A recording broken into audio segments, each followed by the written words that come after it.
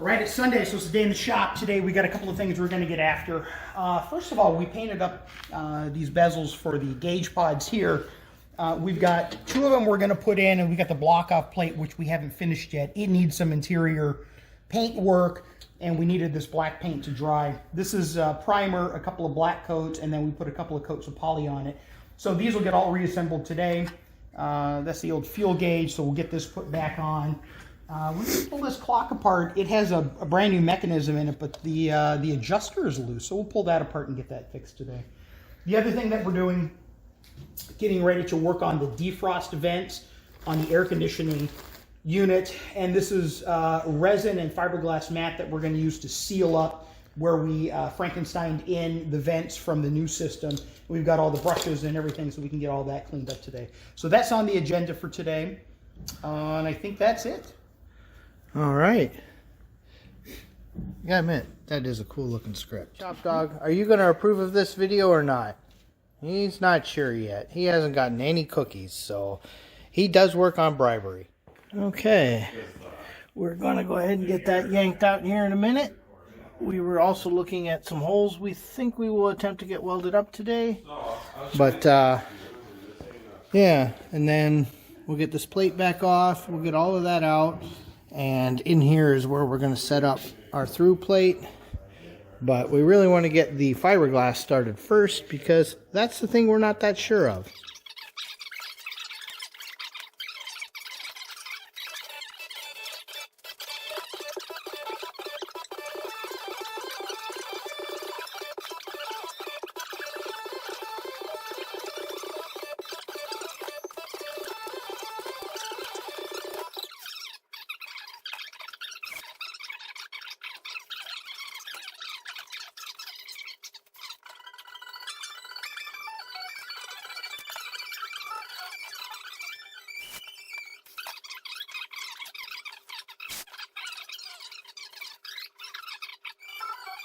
All right, what are we doing here? Okay, because the classic auto air vent system relies on vents that are normally attached to a metal dash, and we have a floating defrost vent because they're screwed to the frame. Because of that, we really wanted to keep this structure. Well, because of how much we had to cut out, it's a little floppy. So I just put plastic weld under here from, just your basic JV plastic weld to seal this. And now I'll build structure using baling wire, drill some little holes, make some structure out of the baling wire so that when we fiberglass this, it doesn't just cave in and become a nasty mess. And then on this side, in fact, I was just pulling a screw when he restarted the video that didn't record. So I will get some plastic weld under here. Not that it's absolutely required, but we really want the defrost to work. So anytime we can stop an airflow leak, we will. And then we'll just drill a couple holes here and put some baling wire because this one will be a lot easier to seal up. This one is a giant gaping hole, so we got to get all that worked out. So there we go. And some of this plastic weld is just kind of dressing up some edges as well. So yeah, this should work out really, really well, and it'll be nice and rigid. And when we're done, we'll paint it all up black. You'll never see it. It's under the car. So that's the whole point, is you're never going to see this. That's why we're doing it this way. We want it to work well. We don't care if it looks pretty. So that's that.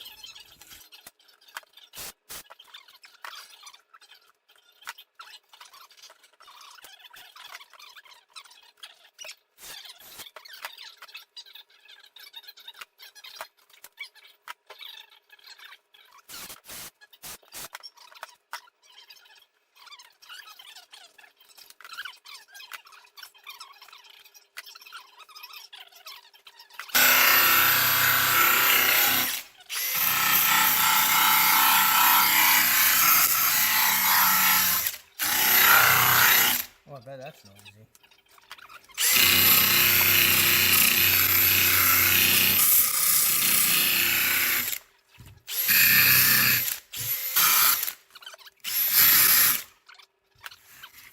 Conveniently, it's already mostly scum.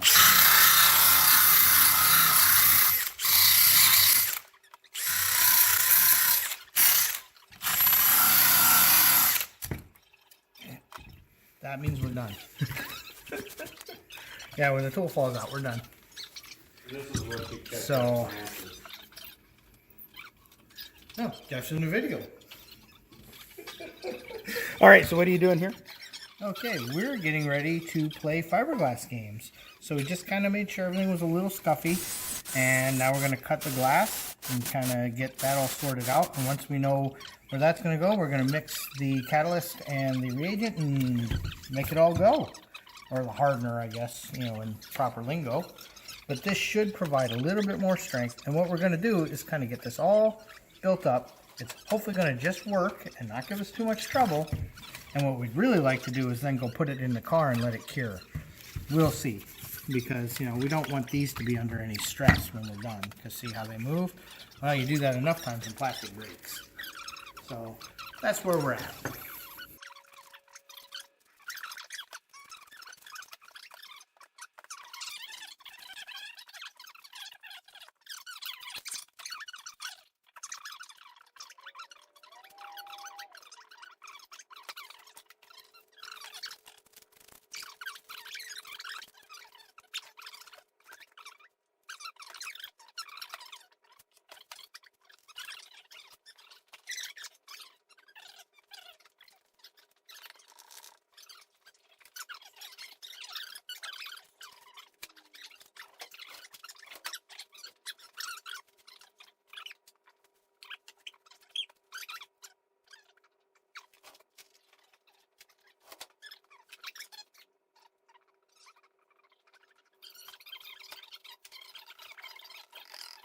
Fun. We've made a big mess. We've kind of got it layered in. We think we did enough. We only did 4 ounces for this go. We're going to let this set up. Then we can trim it all back. And then on the next layer, we should be able to cover any excess holes and make this a bit stronger. Because of the weird shapes we're trying to fill in, we've got the tips of a bunch of screwdrivers just kind of holding things in place. Because it is a very compound curve. And we overestimated how much flexibility we were going to have with the fiberglass, because I'm sure everybody does. So this is where we're at. We're going to give this a few minutes to cure, and then we'll trim it back and see where we're at and see just how much more glass we actually need versus how much more of the resin we actually need. So we'll be back in a little bit. I think I'm going to turn off chipmunk mode real quick because that's been going. Yeah, there's a chipmunk.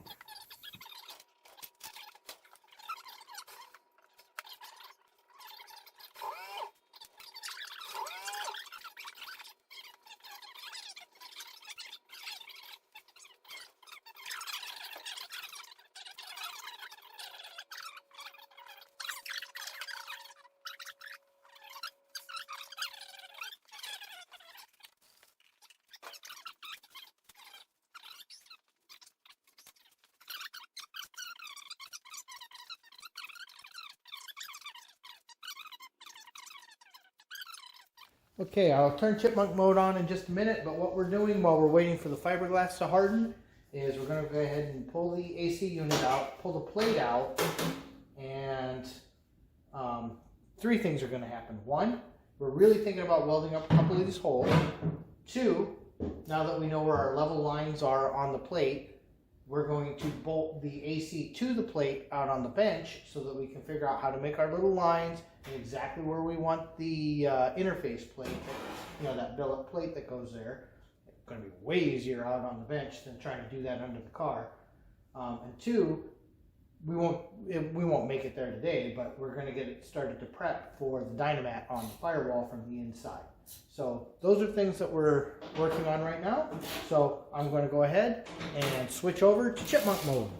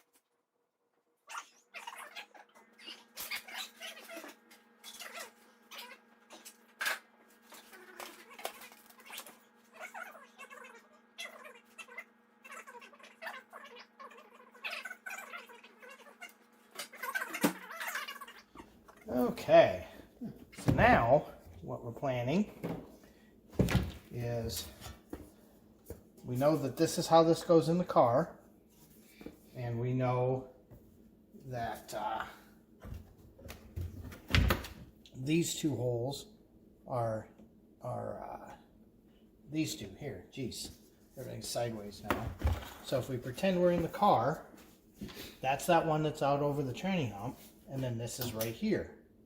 So you can see if I turn this way then, when I'm doing that, so if that's right there, you can see, come on down, there we go, that I kind of painted from inside the car to show me where I can put that block for these two lines and these two lines. And we will get those all done up in here. So that's one of the things we get to figure out. The easiest way to do that is going to be put some bolts in it and just do it. So I'll turn you guys back on in a little bit. Okay, this is going to be oiling the way of the tripod.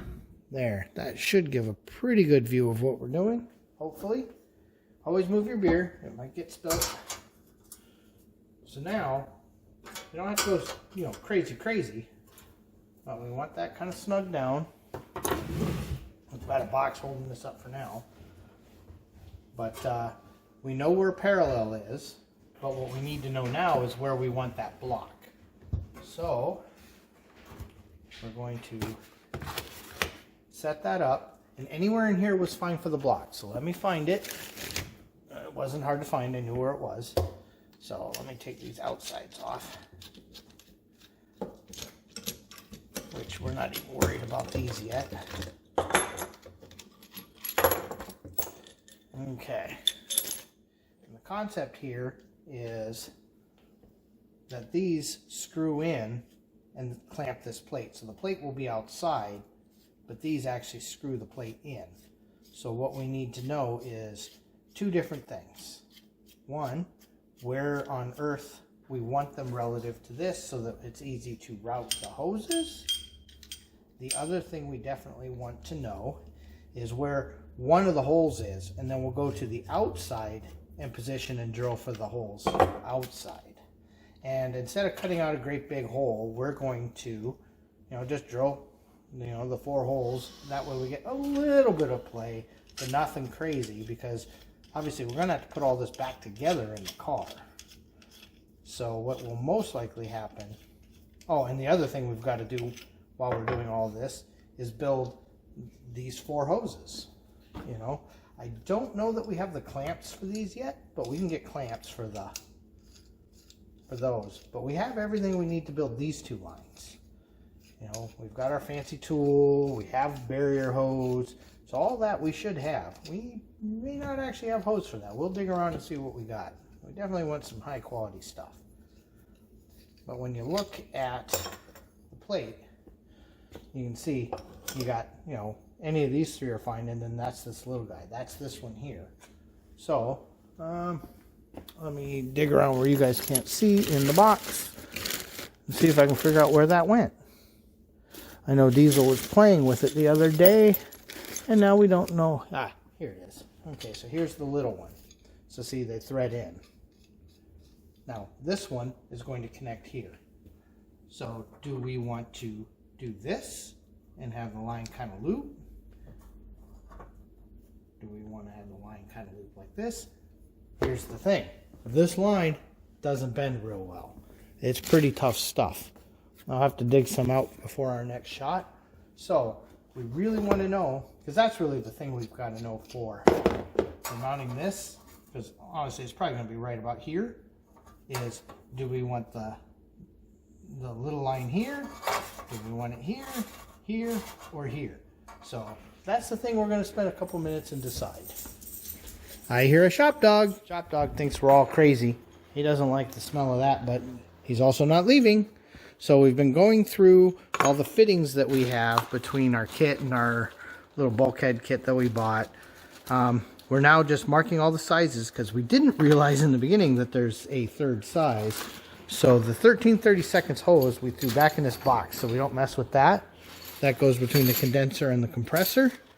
So now we have our 1/2-inch hose and whatever this one is, 10 millimeter, yeah, 3/8 or somewhere in that ballpark. So our number 8, number 6, and number 10 fittings. So these ones are number 10s. Those go on the 1/2-inch line. Number 6 goes on this tiny line, which I think is 3/8 or 10 millimeters, something like that. And then our 13/32 is the 8. So we're now, before we commit to which direction we're putting that plate, we're going to kind of pre-see how the bending is going to go here, because I'm really worried about kinky lines. So we really want that to work out nice, because these are already sized. So like this one, you know, that one shouldn't be too bad, because that'll be just a straight shot over. But this one, that one could be weird. So we're just making sure that we're happy with the fittings before we commit. That should be getting close to that.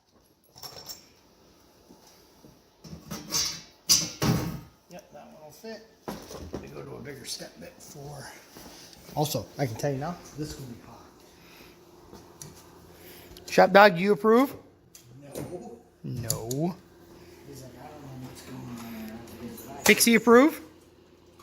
Yeah, it's too loud.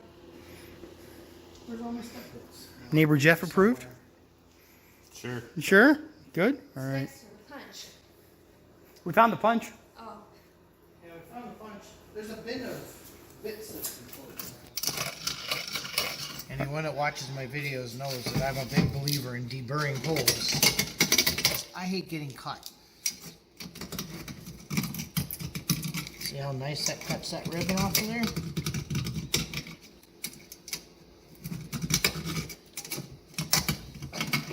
You can also use a countersink. That'll do it too. And then for this inside one, I'll hit it with a file.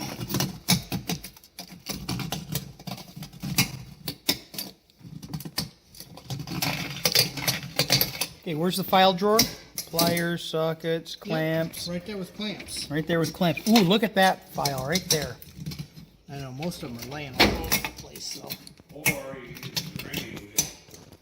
Could use a grinding wheel. All right. Oh, look at that.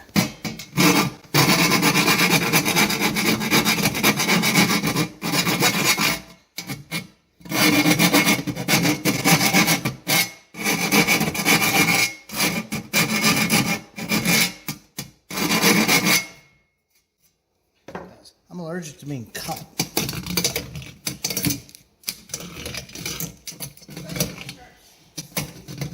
Well, these things, when you get cut on these little slivers, you bleed and bleed and bleed.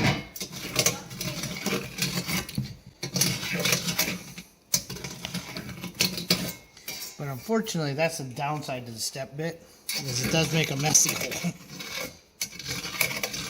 All right, let's verify that we fit. Yeah, they fit. So now with paint and everything, look how nice that's gonna look. And that's on the outside. Yes, this is on the in the engine compartment. Yep. And those will go on which side then? See, it's mounted like that in the engine bay. Yep. And So, those fittings. Liquid line, vapor line, and heater core. Okay, now that you got the holes drilled, put that thing back on the firewall, get the gasket on there, and Or we could prep things, paint them, and maybe weld up our holes in there. well, you're gonna scratch it when you put it in there anyway, so you might as well paint it while it's in there. Oh, this will be easy to paint outside. Okay. Now that we have the holes drilled in it, we figured it's probably about as good a time as any to prime this plate up and get it painted. So Kevin's working on getting some primer on this side. We're going to be painting both sides to protect it. Even though the inside, you may or may not see it. It doesn't matter. But now that we've got that sorted out, this is still curing. It's starting to really take some shape though. I don't think we're going to have too much for the second coat even. You know, we knew we were going to have a hole there. So other than that, I think this will trim out pretty good. Jeff's clothespin idea worked pretty good after it was tacky enough. Not to mention the wire idea was a good idea. The wire And idea. ShopDog is like, yeah, fiberglass, that's my favorite. Loving it. And So we've got this all sorted out. One of the things we're going to have to learn soon is how to use our crimper. So that is coming soon. It doesn't look like rocket surgery. I think it's going to work out fine. But this is a pretty good investment in the future, because I have a feeling we'll make a few more of these. Honestly, if I already owned the kit when I did the rocket ship, would have paid for all. Just taking it down and having lines crimped by somebody else was a lot more expensive than I expected. I think it was, what, $28 a crimp? So, yeah, it doesn't take long to pay for the tools sometimes. So, yeah, I'm getting ready to go ahead and do some cleanup in here, and I think we will do a little bit of tack welding.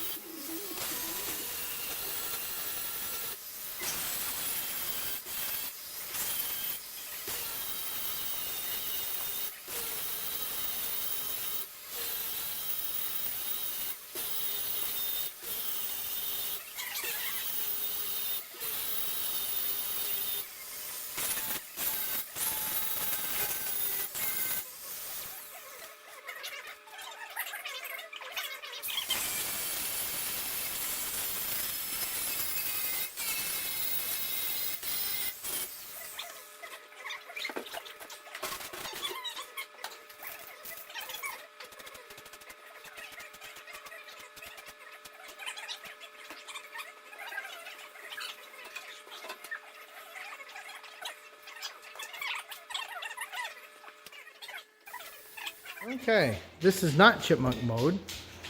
Pixie's in, throwing a little glazing on where I was grinding. We don't think we need any filler. Did a pretty good job on that. I'm not a welder by any stretch, but I'm getting better at it. He's throwing another coat of paint on the plate. Of course, it's on the good side, so that's the side where he's going to have trouble. And he had started cleaning off some of the fiberglass here. So cleaning up all this excess right in here, you know, these pieces, because we're getting ready to do our next layer and block that hole off on the one side. So this is actually working a lot better than we expected. Once we started, we thought we might be in over our heads. So, all right, I'm gonna trying to do this with the tripod has been really interesting. But you don't come here for fancy videography. So we'll go back to chipmunk mode in just a few minutes. I just wanted to explain what we're doing.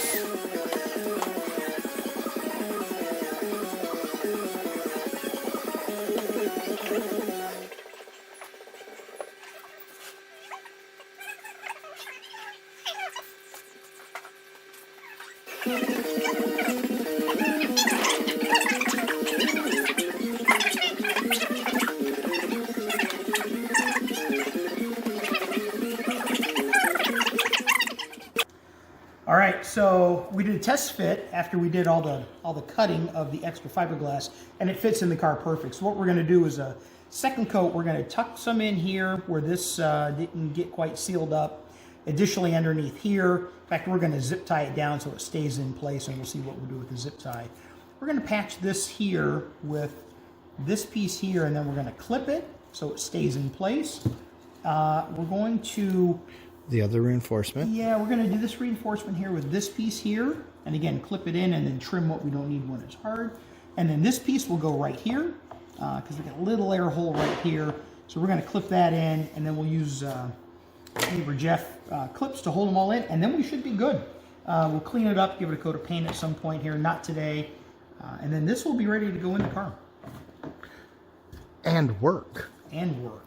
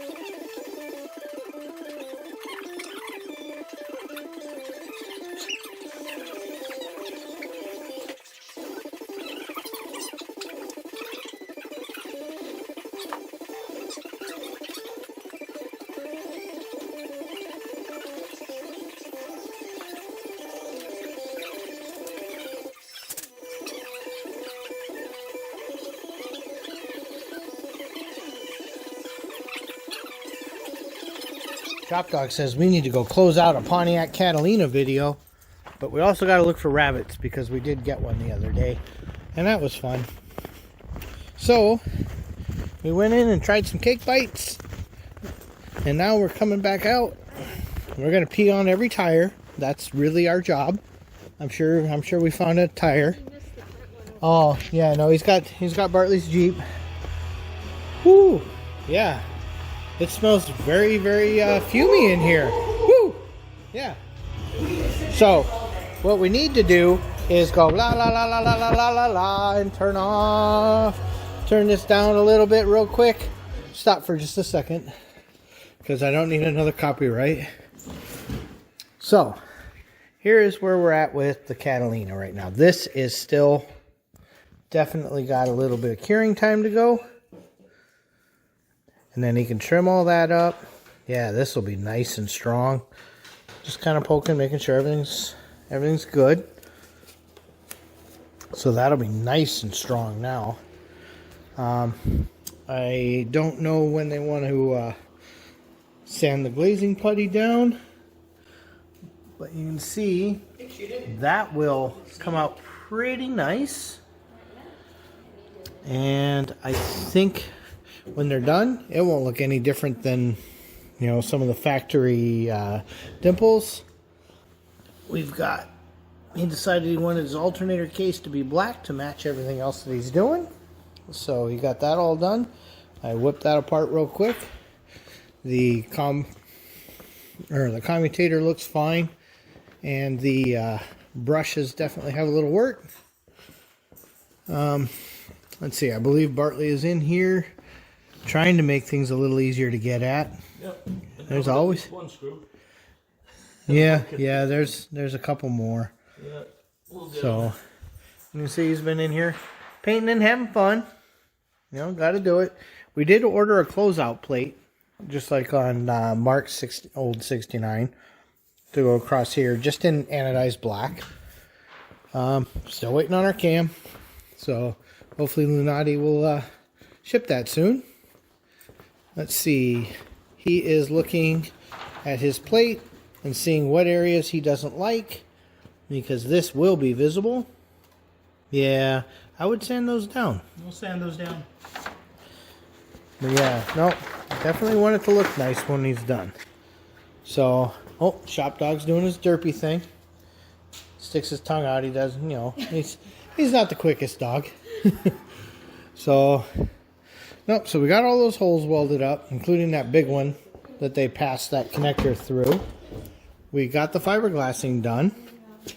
So, then all we've got to do at some point is trim it up and paint it.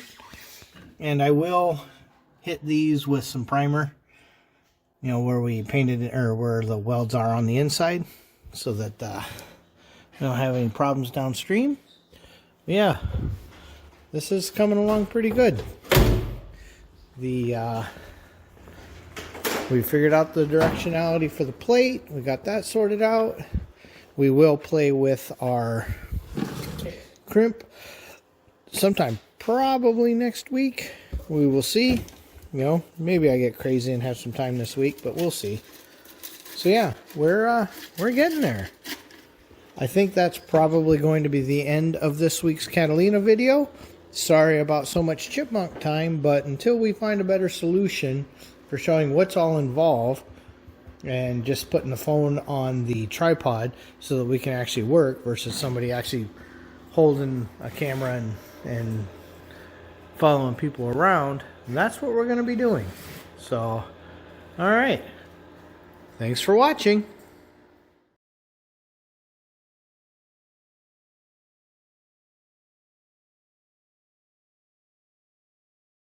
And as you can see, we do enjoy our breathing up to the north. We do not quite as fancy a job as he does. But yeah, so we're just listening to DD do his work. Always fun.